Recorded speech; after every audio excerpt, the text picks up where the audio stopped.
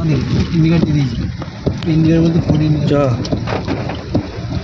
গাড়ি সব ডুবে গেছে গাড়ি আমাদের কি অবস্থা গাড়ি বর্ধমান পড়ে গেল শহরে একটা পড়ে গেল ভাসছে গাড়ি যা গাড়ি ভাসছে এ হে হে হে হে হে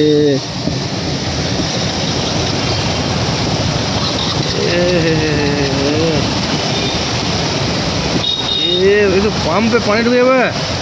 এটা পাম্প যা ট্যাঙ্কে জল ঢুকবো তো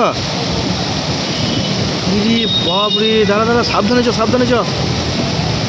যেতে পারবে না কেউ কি হাল রে ভাই হ্যাঁ সাংঘাতিক ব্যাপার যা সাইকেল ভাসছে একটা যা পানি ঢুকে যাবে না আমার সেই তো ডান দিকে চেপে যাও ডান দিকে চেপে যাও গাড়ি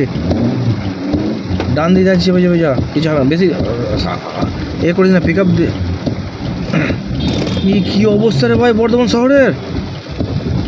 তো অবাক লাগছে প্রথম দেখছি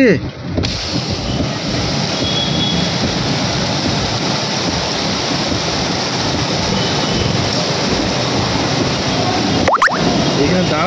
দাঁড়ানো যাবে না যা সব দোকানে জল ঢুকছে যা ওই দোকানে যাওয়া হয়েছে না যাওয়া যাবে না